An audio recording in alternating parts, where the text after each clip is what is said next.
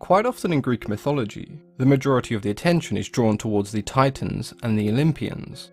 Many of the gods born in between these two generations rarely receive any attention at all, and tales and myths regarding them are buried underneath stories of Zeus and his siblings, what we essentially consider today to be the mainstream gods of Greek mythology. Today we'll be taking a look at Hecate, the goddess most often associated with witchcraft and necromancy. But before we delve into anything in detail, when researching Hecate, one of the most common arguments I came across was how exactly to pronounce her name. The most common pronunciations that I came across were Hecate, Hecate, Hecate, and Hecate, which all sound pretty reasonable to me. But if we take a look at the way it's pronounced in Greek, it's Ergati, which could easily be translated to both Hecate and Hecate, so I guess it comes down to personal preference and which part of the world you're from. I know when I first read the name, I was inclined to pronounce it Hecate, as to me that had a very witch-like feel, but with that being said, Hecate does also sound like the name you would give to a very old and ancient witch. Hecate was the daughter of Perses, the titan of destruction, and her mother was Asteria, the titan goddess of fallen stars and divination. These were gifts that she passed down to her daughter, which is why Hecate is seen as a goddess of the night and the moon. Her most common depiction is that of a woman holding two torches, images that could be found outside many of the major cities, where it was believed that she would protect the inhabitants from evil spirits. Naturally, over the years, these images slowly creeped into households, where families believed that honouring the goddess meant that she would bring them protection as well as prosperity. Hecate was born in the period that came just before the Olympians, and during the war between the Olympians and the Titans, it's likely she sided with Zeus or took no side at all, which is why she wasn't banished like many of the other Titans. But when Mount Olympus was under siege from the giants, Hecate did offer her assistance, and she fought the giant Clytius, eventually defeating him with a pair of flaming torches. She was often associated with the spiritual underworld, commonly passing through and interacting with the dead, as well as ghosts and lost spirits. In quite a few accounts, Hecate is believed to have witnessed the abduction of Persephone. She then offered the goddess Demeter her assistance when looking for her daughter, using her torches to light Demeter's path every evening. When it was decided that Persephone would spend a portion of the year in the underworld and the rest on Earth, Hecate became Persephone's consort and companion within the underworld.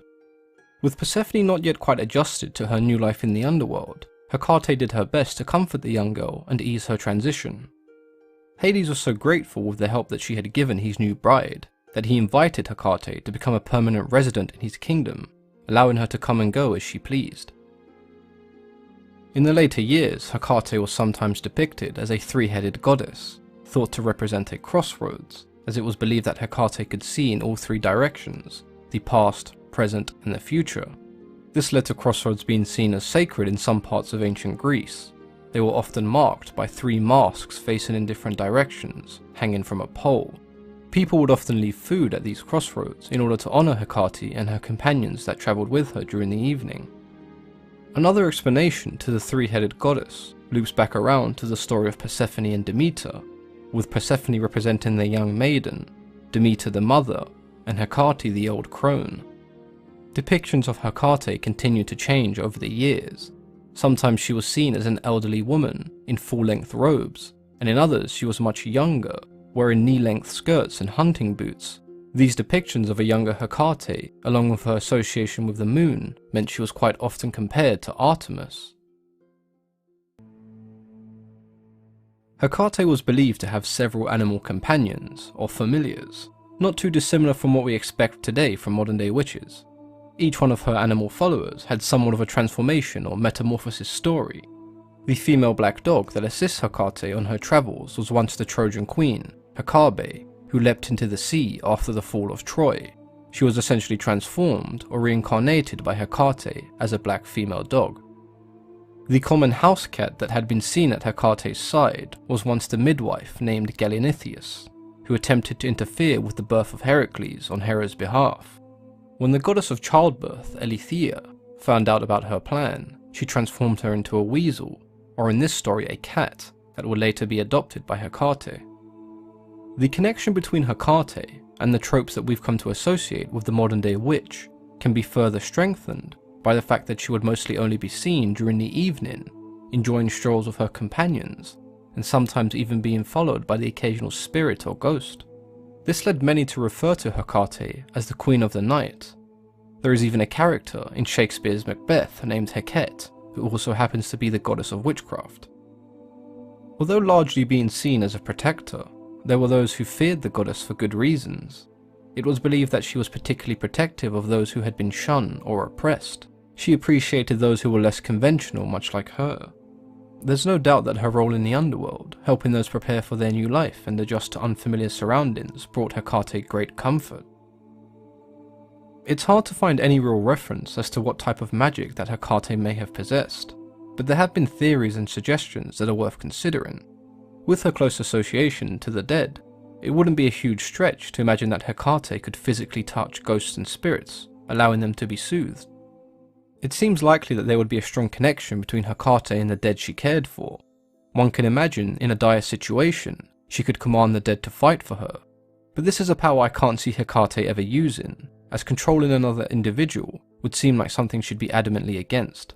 But given the role she played in the underworld, it's likely, similar to Hades, that she possessed some kind of authority over the dead.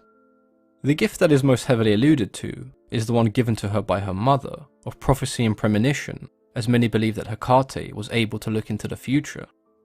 The potential list of powers that Hecate could have possessed is almost endless, and I guess it comes down to our imagination. Hecate still appears to be honoured to this day, with some pagans and Wiccans still worshipping the goddess, because of her connection with the underworld, the moon, and of course magic. The 30th of November is a day that is devoted solely to the goddess. Those wishing to honour her believe they can do so in several ways.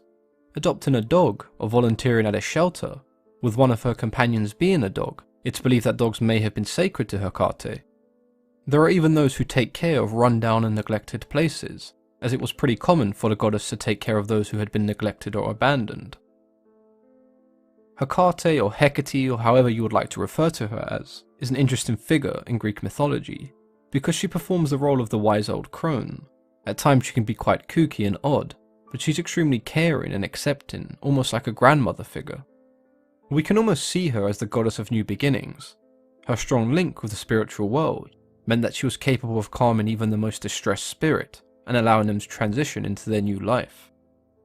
You may find it sad that she bore no children and had no spouse, but you could put this down to her rather peculiar nature, or the fact that she chose to devote her entire life to helping others in need. I hope you guys enjoyed today's video. It was definitely an interesting one to research and look into, and I'd like to hear what you guys thought in the comments below. But as always, I've been your host, Mythology and Fiction Explained.